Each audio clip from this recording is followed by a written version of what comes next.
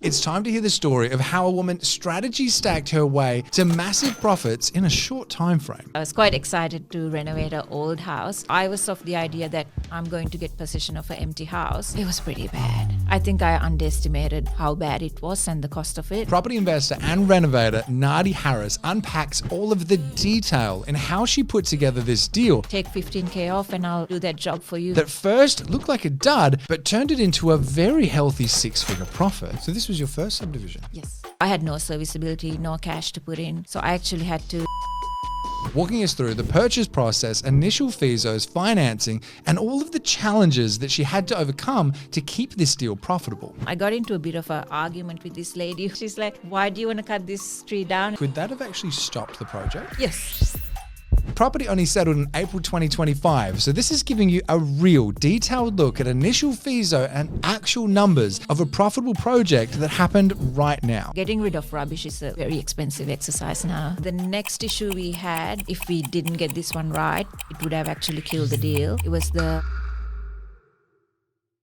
If you want to learn the details on how people are structuring profitable projects and strategy stacking deals to make them even better in 2025, you're going to enjoy this episode.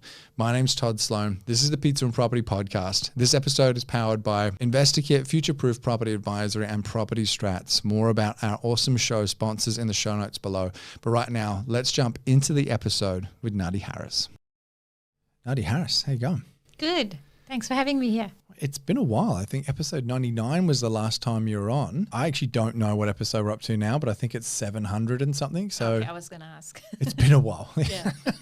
But you've just completed a pretty awesome project in Galway. And we're talking literally like weeks ago. It was April, I think you said you settled? Yes. All right. And this is why I wanted to get you on, because I want to really unpack all of the detail in this. You've put together a really cool deal, and it's not just one strategy. You've strategy stacked this. You've bought the property, I think, off market. You've renovated it. You've subdivided it. Am I missing anything? Or I think it's those three mainly that are all stacked? Yes, yeah. Amazing. And this is done in Galway in South Australia. So a couple of quick stats for Galway for anyone wondering. So Galway is more of a regional town to Adelaide. So we're talking median house price of 620,000, vacancy rate super tight. We're looking at 0.46%, days on market of 42, and inventory levels. They're currently sitting at 1.9, but they've been tracking down. If we look back just in April 2023, so if we go back a little bit, they were looking at 3.3. So things are getting a little bit tighter. So you ended up buying into this market, doing well out of it from both the deal that you put together and a little bit of market uplift as well, bit of a mixture. Amazing. All right, well, let's start at the very beginning. Can you tell me about finding the deal? Yes, so finding the deal, actual buyer's agent brought this to me. I had hired him to look for more metro properties for me probably about a year ago. I'm not sure how everybody's aware of the Adelaide property market, but it was really booming at the time. A lot of the off markets that he bought to me were kind of median price or very well above median. So there was no way that I could renovate or subdivide and actually make money. So if you were looking at a subdividable property, it was already selling as subdivided property. Like, got it. Yeah. So the vendors' expectations, particularly in the metro areas, were quite high. So you were rejecting a lot of deals? Yes. I had a look at a fair few, almost from city down to about O'Sullivan's Beach, and I rejected a lot of things. And I had to say I'm quite a risk-averse person as well. So when I do my due diligence, I do it based on, not on future projections, just what things are selling at the moment. So this went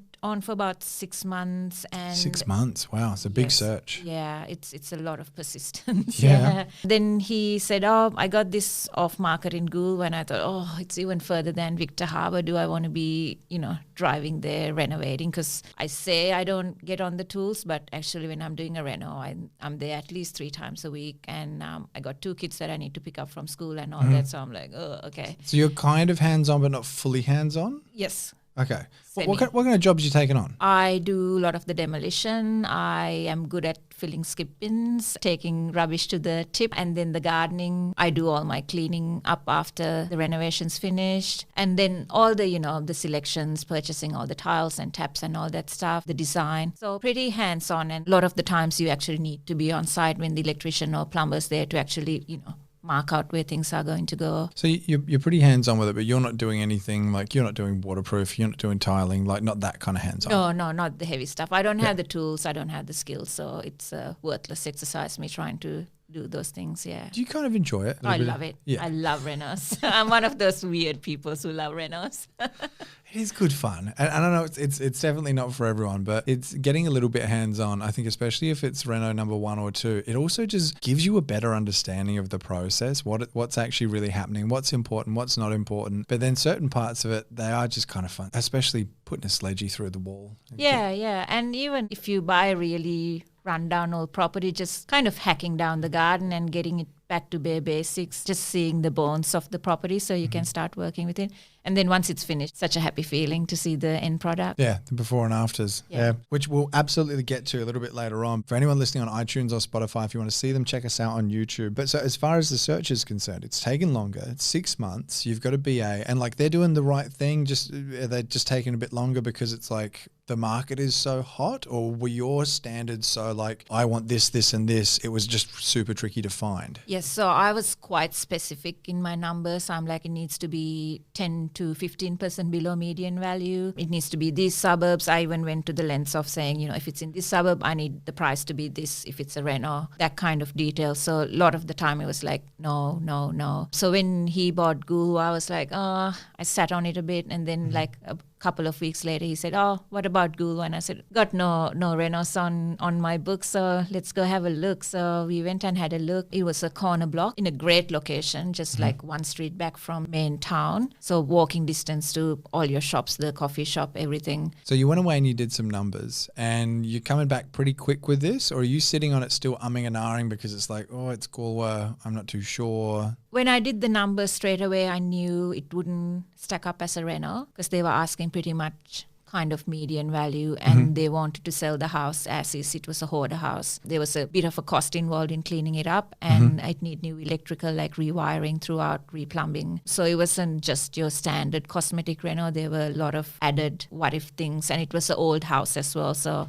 you probably know once you start pulling out old house, you just find all sorts of other things that you didn't account for. But because it was a corner block, it was 1,700 square meters. 1,700, right. Yeah, and a corner block, I was thinking, what if we can subdivide it? Basically, you're looking at the FISO through the eyes of purely renovation and going, not quite working.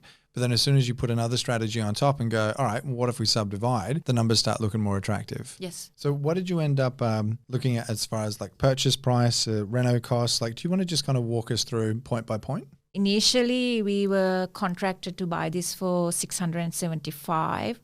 I think the owner was asking for $710, but I said it just doesn't stack up, and the condition the house is in. He kind of knew. He was a local developer, and he was selling it on behalf of his partner to settle like the estate. Wait a second. So I thought you said it was a hoarder's house. So the property manager let the tenants get to like the hoarding stage. It was a husband and wife, but the wife had dementia, and it was her house. It was like a second marriage situation. Gotcha. Okay. And the husband was selling the house on her behalf, but her son was going to get all of the proceeds. So he was not interested in the end value as such, but he's been cleaning up the house. He was tired of it. He had built his own house, moved out of the house probably 3 years ago. So it just sat there with all this stuff in it, and it was a headache for him. Got it. So it sounds like they've got a pretty complex situation. Yes. So he's originally wanting in the low sevens. You agree on 675. Yeah. And then how does 660 happen? Because I can see this on my notes here. There's a bit of a variation later on. Yes. So I never, kind of one of my mottos, like go in at a high price to secure the property. Yep. And then I use either a building and pest inspection or some sort of anomaly to bargain down the price a little bit more. What was your anomaly here?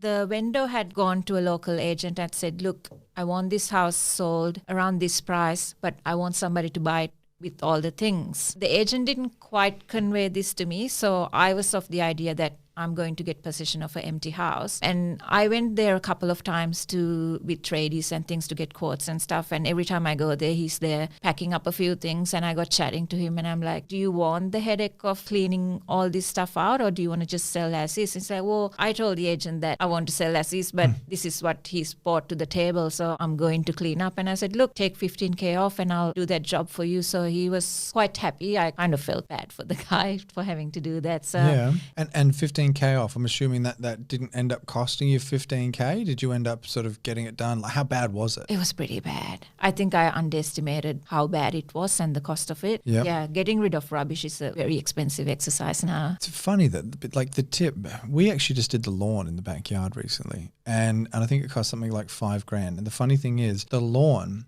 getting the lawn laid was like, and the loam and everything was like the cheapest part. That was like $1,200 or something. The most expensive part was the dumping fees of just scraping all of the dirt back, getting everything nice and that was like $2,008. It's like it's obscene number, and I was how does it cost that much just to get rid of dirt? Yeah, and you're talking about getting rid of like a hoarder's house, and we're talking proper hoarder's house, not just a little bit messy. No, not at all. Yeah. Yeah.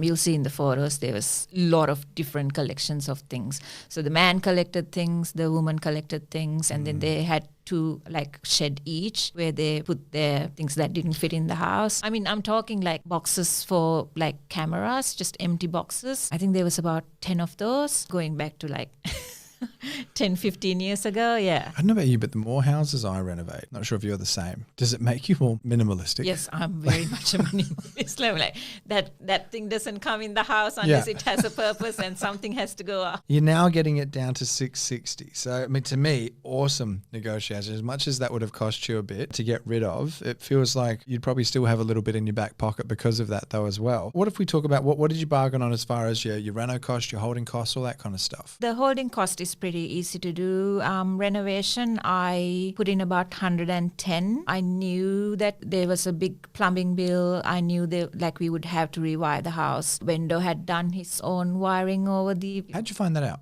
Is that a building inspection or? Building inspection. So I always get a building inspection. They actually go up into the roof space and check out all the things. The wiring and stuff can cost quite a bit if you get that wrong. It needs to be decided like early on in the reno. Do we need to rewire? Do we need to change the switch boxes and things like that? And even just for minimum standards now with the switchboards and making sure the surge arresters and everything's all as so it should be. So even before you start the renos, other tradies come in, you have to make everything safe as well. And so you're allowing, how much was that?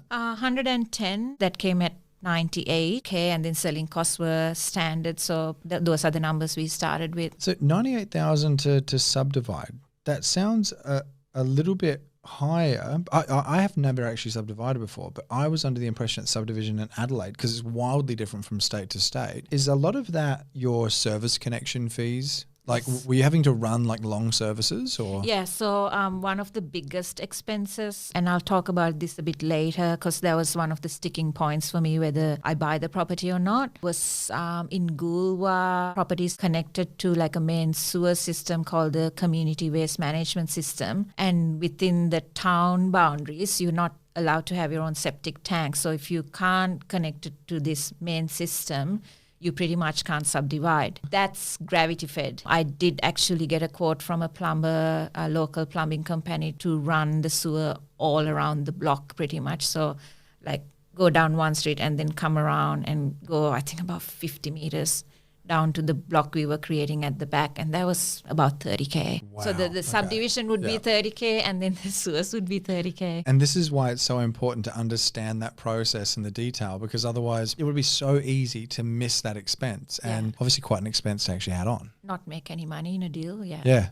100%. All right, and so speaking of which, what are you looking at then with your first initial FISO, what you're thinking you're going to make at the end of this and how long it's going to take? I put in 9 months because the reno was substantial, but then the subdivision is at the hands of the council. So I think people can do it in about 6 months in Metro Adelaide, but I thought being regional could be a bit slower council, and, you know, the paperwork can take a bit longer. I gave myself 9 months. I think we were 9 months and 2 weeks when we actually did the project. So that was awesome. pretty good. Yeah. Profits, we were talking about 170K at that stage. Yeah. 170 grand. Okay. So as much as you weren't too excited about Gore to begin with, you're looking at it as a reno thinking, not quite there. But then you're outside the box. You're putting another strategy on top of it. Reno plus subdivision. You're thinking 170K profit over a 9-month period. So as far as like your return's concerned, pretty good return. And you're getting hands-on, but not like fully hands-on. You're getting the fun parts that you enjoy hands-on. Yeah. And it's funny because I presented my deal before this at a get-together in Melbourne, and I put up a photo of a historic bungalow, and I said, my next deal, I want to renovate a beautiful house like this, and this house kind of fitted that category. So I was quite excited to renovate an old house. Plus, this was going to give me experience in subdividing. So this was your first subdivision? Yes. Yeah, very cool. I want to get into lessons later, and I'm actually really interested to hear what your biggest one is on the actual subdivision process as well, because I find that subdivision, it's something that's kind of spoken about. It's like, oh yeah, just subdivide it. But it's like there's so many different little nuances that actually go into doing it properly. And like you said, not even having that one check on like the waste could have been the difference between profit and no profit. Yeah. Can we talk a little bit about funding? Because you didn't just go down to the broker and the bank and get funding. You actually put together like a deal, like a JV for this? Yes. Yeah. How did that all work? I was actually in 2 projects at the time. So all my capital and borrowing had gone out to these 2 other projects I was doing. So I had no serviceability, no cash to put in. So I actually had to bring in JV partner, joint venture partner, who would have servicing to purchase this property at 660. But then we also needed, because we would borrow 80%, we need the 20% to settle the property, and then 110 plus another 100K, so 200K in about subdivision and reno costs. Now, when you're saying that you're going to like JV partners, this is like a pool of people that you've already done deals with before? Or are you finding new people? Or I feel like we can dig a little bit deeper into that, because there's going to be a lot of people going, how do you do that? Yeah, so I do have I'm in a funny situation where I have a pool of people wanting to do deals with me, but I don't have things that stack up at the moment. This person who I did the deal with, we've been talking kind of property for a long time. She's done JVs before. She's done a lot of interstate JV partnerships and things, but she wanted to bring something closer to home where she can actually watch the process but not get involved. So almost like a bit of an education piece for it? Bit of education, just see how the numbers work week to week. So I was pretty happy because she did all the bookkeeping, which I actually hate doing while I'm running a project. I'm happy to do it at the end, but day-to-day tracking of expenses and paying invoices, it just, it gets really full on for me. She was interested in kind of learning and putting her serviceability and her cash into the deal.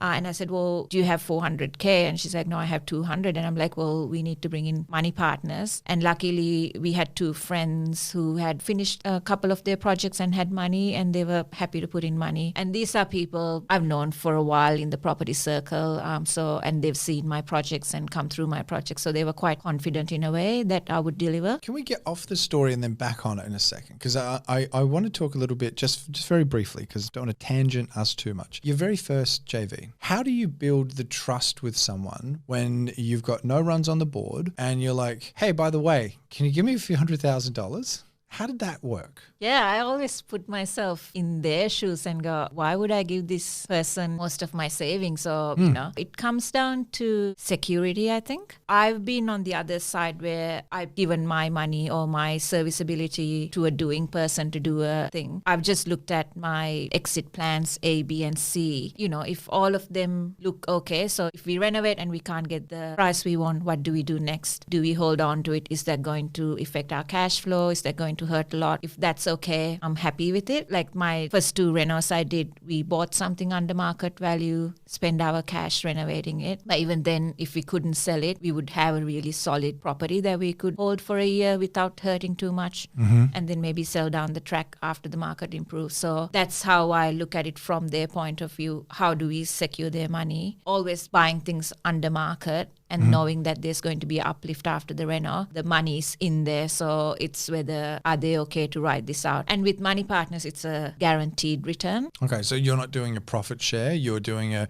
X percentage. It was a big soup of people, really. So there was a JV partner. We were in for the wins and losses, whereas the cash partners, 2 cash partners, have guaranteed return at the end of the project. Okay, so people just all chose something slightly different, or you were offering different things? I do the offering. wrong, because it's easier to offer something than trying to bring in too many people and then having to reject a few. So I go, do you have cash? Would you put in cash at this percentage for this many months? And they go, yep. So then I secure bits of funding that way. For anyone wanting to do their first, and obviously this episode is more on the deal, not on JV partners, but just as quickly as before we get back onto the topic of the deal, what's your number one takeaway for I wish I knew this with my first JV? I think it comes down to your mindset, really, like how confident you are in the deal and the numbers, but also how you gel with that person. Like I wouldn't JV with random people in a way.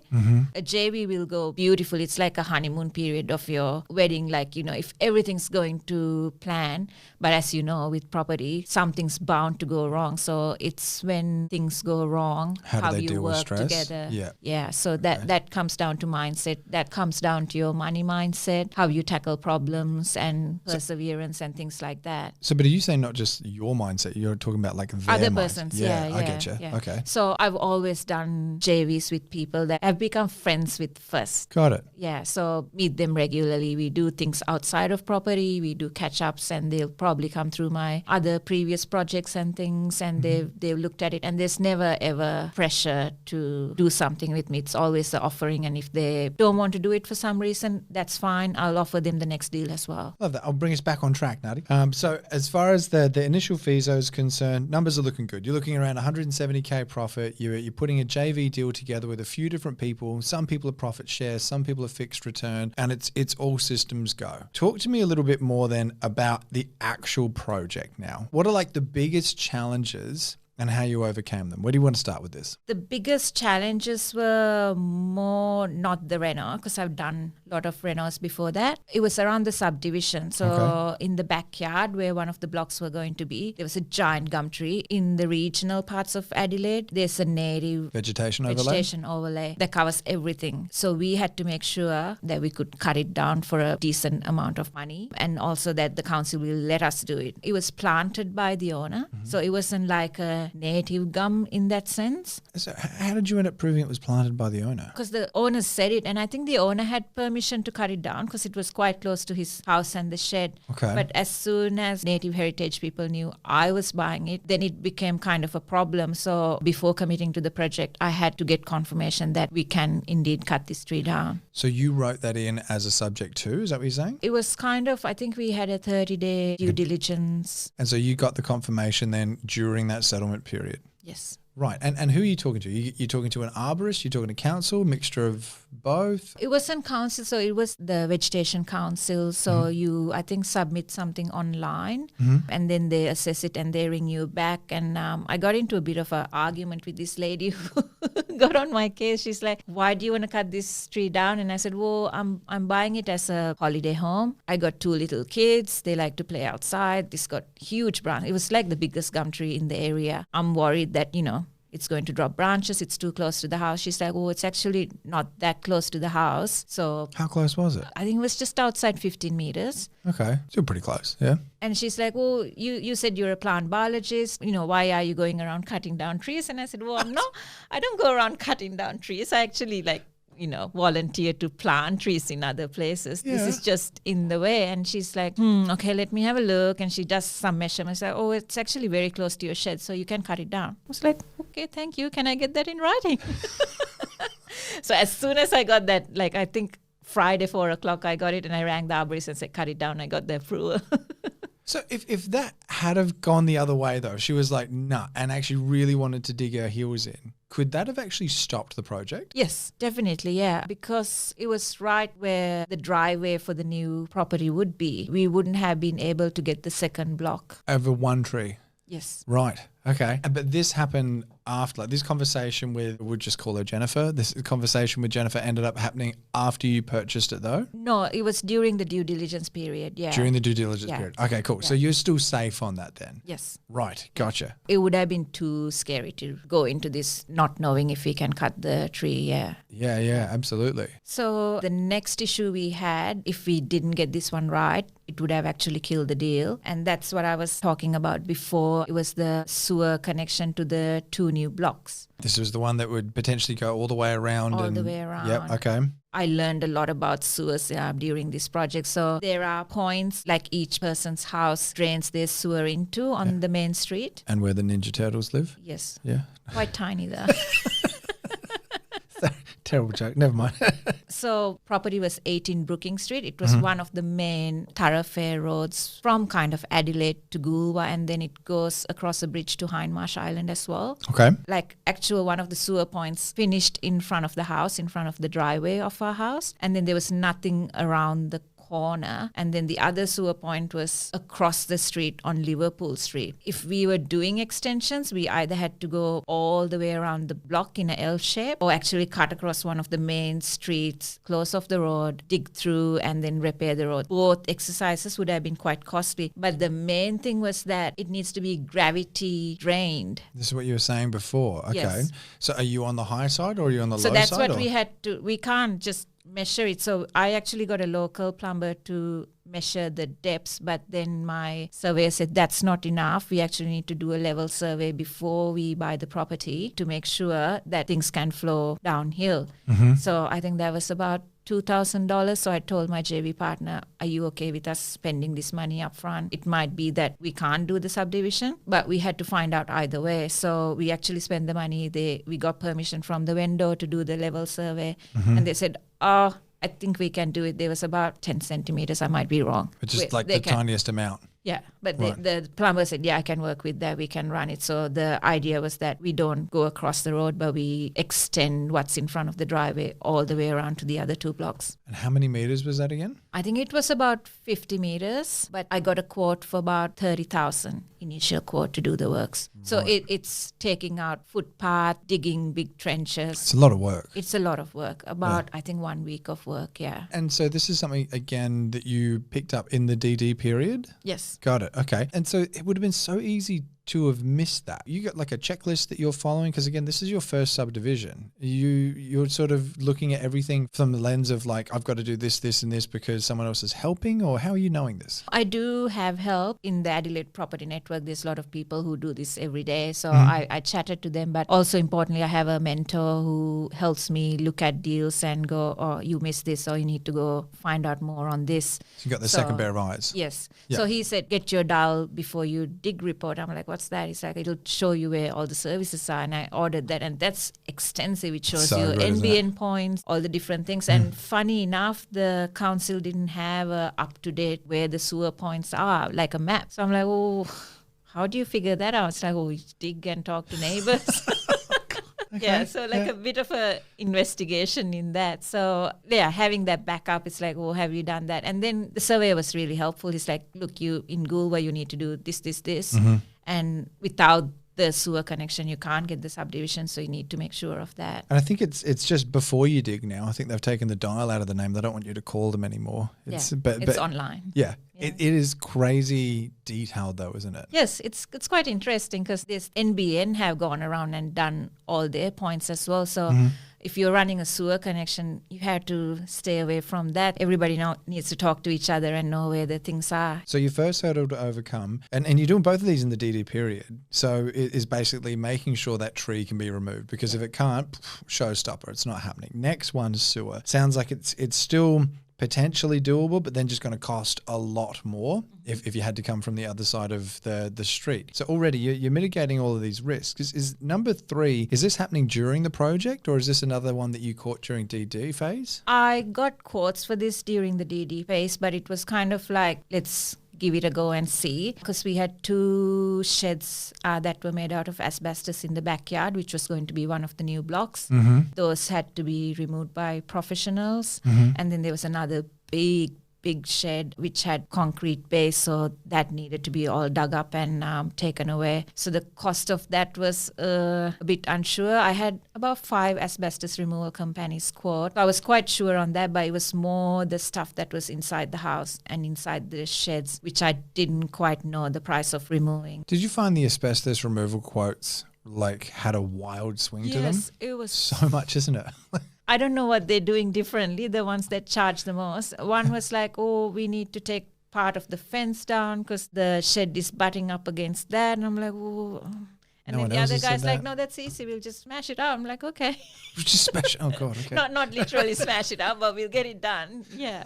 I actually heard of that once with this guy. He was a friend of a friend, and he needed some asbestos taken away. And apparently, it was this older gentleman that came, just didn't care. I think he said he was late 70s, and literally just broke it all up. Put no protective gear, no anything. But apparently, he started doing it in his 70s. So his philosophy was, if it takes 30 years to kill me, it doesn't matter. It doesn't matter. Like I'm 76 or whatever he was. Yeah. Yeah. You wouldn't do it in your 20s, though. No, probably not. Yeah, or your 50s. Yeah. Right, and what are a few of the issues that you found during the actual project? Maybe it was a few more sort of renovation challenges that popped up you had to solve? So like I said, renovating an old house, you come across all sorts of issues that you can't see. Like say you pull out a kitchen cupboard, the walls are not straight because the house has been there for more than 100 years and things have moved a little bit. It's 1930 something your Yes, house. Yeah. So we're talking 1930. proper old. Proper old, yeah. So I wasn't changing the footprint of the house. So the bathroom was going to be in the original place. So my idea was to bring it down to bare walls and start again. But then when I brought the plumber in, I found out that the outside walls, it was extension to the old house and it was just single bricks. And he said, I can't put plumbing through this. Just not thick enough. If we start hammering in pipes and stuff, it's just going to kind of crumble. Yeah. And I thought, oh, okay, we're not doing extension. We're not building proper extension. That's not in the scope of this project. What do we do? So the idea was that we put the plumbing on the inside of the walls and then do a false stud wall, kind of almost reframing the bathroom on two sides and hiding the plumbing in there and then carrying on the project. But now can we look here? Which wall is being replaced? A stud wall? Like how is this all working? The wall behind the bathtub and wall where all the other plumbing is, the shower, the bath and the vanity tab. So that's like on a second new stud wall. Got it. Okay, so if I zoom into the window, I can see what you mean. So Yes. there's a little bit more depth to that. Yes. And that's purely because if you had have actually started drilling into the current walls, they would have just cookied it. Crumbled, yeah. Who came up with that solution? Is that something your plumber suggested or? It was one of those days where everybody was on site. The plumber's going, oh, I can't do this. And I'm like, oh, what do we do? He's like, oh, I don't know. And then my carpenter who's doing the kitchen was around. And he's like, oh, why don't we build a stud wall and then we can hide all. You don't even have to dig through. You just run your plumbing all inside and then we hide it. And I said, okay, can you stop the kitchen and start doing that? He's like, all right. Yeah. That's awesome. And what do you reckon it end up costing you extra? Like another grand or so? A couple of grand? A couple of grand, yeah. Yeah? Yeah. Looking at this, you would never know. Like, unless, like I said, you zoom into the window, but then even then, it's not obvious. But I've noticed you've done something with the layout here that I'm finding is more and more popular. How you've kind of got the bath in the back, then the shower, but the shower's kind of open to the bath, then the vanity. Talk me through a little bit of that design because I feel it's being used a lot more and it's a little bit more better use of space. Originally where the bath is, that used to be behind a stud wall and that used to be the toilet, and where the corner window is, that used to be a door to the outside. So we covered all that up. I put another, like a beautiful old window there. I wanted to put a proper bath there because of the demographics of who might be buying this property. Although Goolwa is kind of a lot of retirees, there's also a big holiday maker. People buy kind of, if you live in Unley, for instance, you would buy a similar kind of house in Goolwa as your holiday home as well. And, you know, in a holiday house, you would want to have a bath for the kids and like, you know, for the parents as well. So I wanted to put a bath, but a beautiful kind of a old looking bath. Looking at this picture, it's not very obvious, but it was a very small footprint I was working with. It was literally like millimeters of what you can fit in there. But I didn't want to put the shower over the bath because older people don't like getting into the bath to have the shower. So I did this open kind of wet area plan. The vanities kind of butted up against the other wall. And then I actually moved the toilet from here into the laundry space, which you'll see in another photo as well. All right, so let's check out the laundry space. So this looks great for a laundry. And so the toilet is literally just behind this door here. So the toilet's there, and where the big kind of the cupboard, the linen press is, that used to be the hot water system. So I actually moved that to the outside to make space because we were again working with very small area. And I'm assuming, is this all new stuff or are you bringing old stuff back to life? Because I know that you're pretty budget conscious. Like you know how to control the dollars. Yes, and I'm a great recycler as well, so I don't like throwing things out. So this is a second-hand kitchen that I bought for I think $900. Sorry, we're talking about the laundry. You're saying kitchen. Yes. So that's some of the leftover kitchen cupboards from the kitchen that made their way into here. So this is a kitchen that you've upcycled into the laundry. Yes. That now looks like a brand spanking new laundry. Yes, yeah. So I've gotten the doors resurfaced. Okay. So it looks lovely, and I changed the handles because I wanted to go with the copper gold theme in there. Amazing.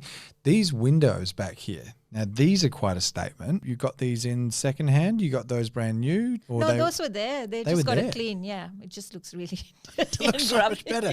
Wow. Okay.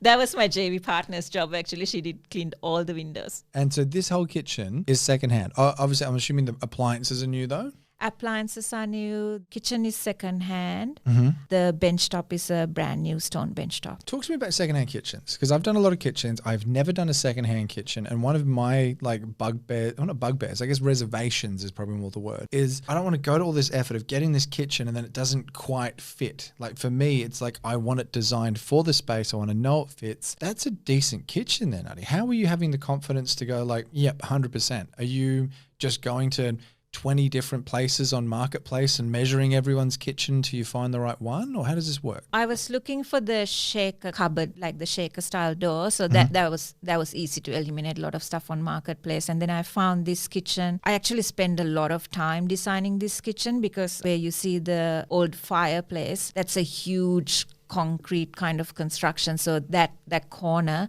could not have been demolished without altering the structure of the house. I see. And so you've tiled all of that here? Yes. So Yeah, okay. I think they had their old oven in there, and then on top it was just a bench top. So my idea was that make it kind of old style, old traditional looking, but put in the new things so it's still convenient for modern day use, but still kind of incorporate that old features.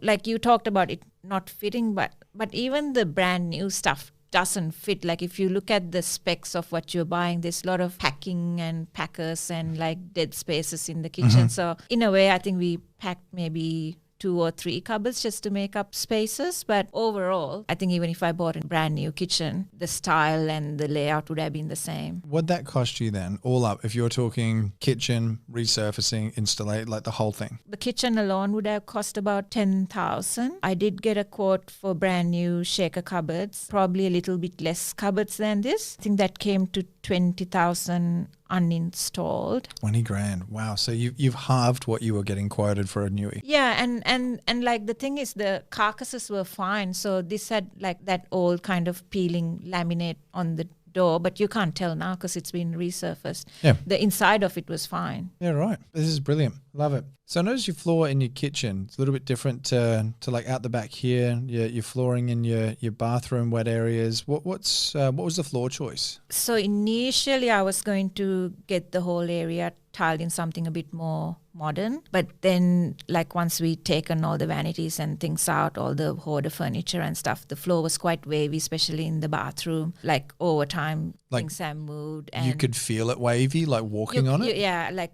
tiles were coming out because it was moving. Yep. And then to get the water levels right and everything correct, it would have cost a fortune in kind of regrinding it down to what we need. So my friend was doing renos and she was doing this epoxy flooring a fair bit. I actually went to the person's house who does it and they showed me what it looked like, and the finishes were just beautiful. And then with that, you get a choice of color and how much stones to add, and I added a little bit of gold flecks into it as well. Of course, so, just to make that bronze pop. Yeah, Yep. just make that bronze pop. So I was quite happy with that because it's self-leveling and it's done in 3 days, and I think probably cost half of what tiling this area would have costed. Yeah. Yeah, wow. And it's got almost like a polished concrete / terrazzo-y kind of Yes, like it look does. to it. Yeah, it's very easy to look after as well.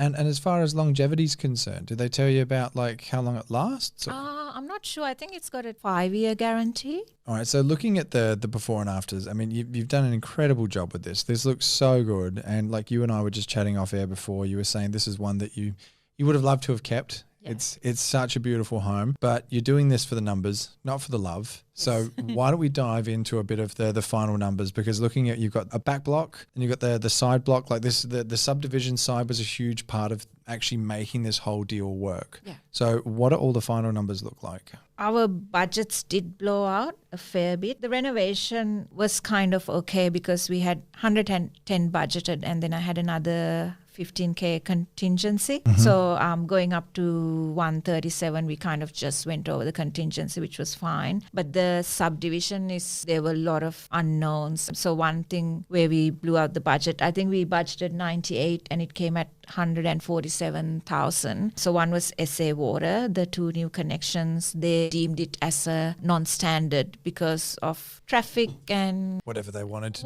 they want to say. And like if you can't argue that because they say, okay, then don't do it, and then you don't have a subdivision. So I think it went from $7,000 to 21, so there was a 14K, and then most of the extra subdivision costs went into actually clearing the block. So there were a lot of concrete is very heavy, and they take it at the tip as weight, so just cost a fortune. And then we had 50 meters of this fence where they put another fence on top of a fence, and the ivy grew right through it, so we actually had to have a mini digger kind of go and pick up the whole fence. It was great fun. Yeah. Did you drive it? No, I wasn't allowed to. Okay. So I was like, can I? It's like, no. I watched him there. Yeah, and I got great respect for people who do this. It's tedious work. Yeah, bit by bit, balancing the whole thing. And like every time you went in, like there was another garden bed made out of concrete, another footpath that was all kind of under the grass and whatnot, and under the sheds. So benefit of hindsight now, it sounds like the subdivision is really where the cost blew out. What would you look at differently next project to make sure that that kind of blowout doesn't happen again? With SA Water, I would put in the cost of the non-standard every time now, because that's a unknown. Like I think they just pick of the day, it's standard or non-standard, and then the costs go up by 3 times. And rubbish removal, I hired one skip for this, like the biggest 12-foot skip they had, and within half a day I had just filled it with 2 rooms of stuff. And I went, this is going to be like a 15 skip job. So in the end, I hired my builder's son and his uni friends when they were out of uni for holidays. They came down and hired Airbnb for a couple of days, and they just filled up. We had 2 trailers, trailer after trailer. I think we did about 25 trailer loads of stuff to the skip, and that's how we got rid of stuff. And now if I'm buying one, I would actually take my builder there and say, what do I need? What are we? And like, are we looking at 2 days, 3 days? How many kids? How many trailers? And actually cost that up. I think we went through 3.5. And last time it was funny, actually, Bianca asked for the biggest one that they have. And I think it was a 40 or 50 cube. And she's like, yep, cool, we'll take it. And they're like, how big's your property? And he's like, I was like, all right, we talked about it. And it's like, no, like, this is literally like, you could almost fit an entire house in this. And it was funny, we're actually driving down the street. I was like, you see that thing there, that semi-trailer looking thing? It's like, that's the skip. That's a skip. It's like the commercial grade skips. They're just phenomenally huge. Yeah. But you're talking about like getting like essentially like 10 cube ones, like still huge skips that you can walk into. Yeah. But you went through one instantly, like within a day by the sounds of it. And then it ended up being more cost effective to fill up the trailers and take them down to hire a few people. Yeah. Got it. Okay. Yeah. Just labor intensive, but it worked. Yeah. All right. So skips blew out. Well, not skips, but like rubbish. Removing all the rubbish. Yeah. Got it. All right, but what were your final numbers then, as far as what did you walk away with? This is not definite yet. We are still waiting for some GST back from the ATO.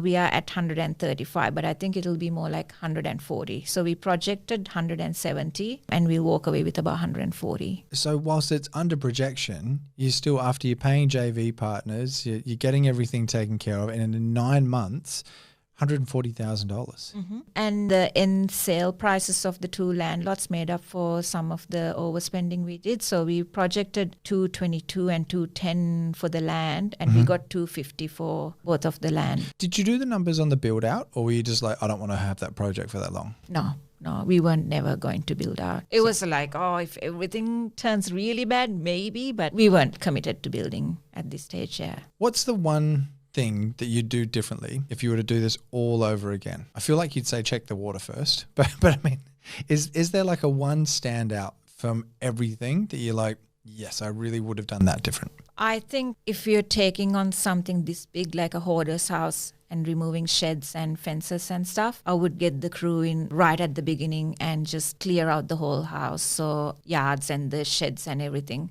So you're starting from scratch, because we were doing it bit by bit. So which meant you were Holding cost shuffling. load? Oh, not the holding cost, just the kind of the logistics of it. Like I was selling stuff on marketplace. I was giving away things, but it would have been easier to just go spend a week, clear out the thing so you have a blank canvas and then let's start working on it. So people didn't have to work over, other people coming in to take things away and then like us filling up the skips and things. So, tradies have a good space to work. Makes perfect sense. As far as an action step's concerned, actually, last time you were on the show, you infamously the only person I have forgotten to ask what's your favorite pizza. So I will not be making that mistake twice. But I want an action step from you. Someone that's listened to this, that's really gone, yeah, okay, I've done some numbers on maybe a reno or a subdivision or a whatever, and it's like it didn't quite stack up. Like you're thinking outside the box, you're stacking different stuff together, you're looking at areas that otherwise you were like, I'm not too sure on it, but $140-something thousand in 9 months, the proof's in the pudding. What's the action step for someone that's been inspired by this and they can take their headphones out and get to work on straight away? I would say if the step that's holding you back is actually getting into this property and doing it, maybe join up with somebody who's doing this. And even if it's not a huge amount of money you're making, if you're making 20K, just go and do it and the be there, experience. learn it. Because till you actually buy something and you're there and you're living it and you're doing the costings, it's never going to be as good as the theory of it. So just do it to get the practical experience. And I think that will move you so much far ahead. Got it. So get as hands-on as you can. Get involved with people that are doing it and basically just learn via being around people that are actually achieving what you want to achieve. Yes, yeah. That's what I did. Learning things before I went, I think I can do this myself, yeah. I love it. Well, Nady, this has been a hell of a story. I love that it's so recent and we're wanting to do more deals like this as well. So like if you've got a deal that you've recently done, send it in, okay? Like just open up the show notes below, however you want to get in contact with us. There's plenty of different ways, but I like pulling apart stuff that is not only recent, but it's outside the box. It's you've got JV partners, subdivision, renovation. There's all of these different things coming together for it. Then you're onto your next project pretty soon. Or you got something in the pipeline? Yes, this was a pivot as well for me because last year I had deals going consecutively. So I had one kind of midway reno. I actually bought another reno while I was doing this reno. So I just finished settling all 3 of my renos and I'm actually doing development in North Brighton. So 1 into 2 build. And that's a different story. I'll tell you later, but that's a JV with the builder as well. Okay, story for another time. Yes. Nady, well, I have to ask you, Nady Harris, what is your favorite pizza? Oh, would you hate me if I say I don't like pizza much? Oh my God, you'd be the first person to say it. I've genuinely never had anyone say that before. I'm Do you a actually not vegan. eat pizza? I'm a vegan, so it's very hard to find a... I was vegan for 2 years. You can absolutely do vegan pizza. There's actually a place, I don't want to try and, I know I'm definitely pushing my agenda on you now, but there is a place called Oasis Pizza. Yeah. There used to be a Marion Road one, and they do amazing vegan pizzas. This is down at like the Brickworks down west. I'll go there this Friday. Yeah, I know you won't because you don't like pizza.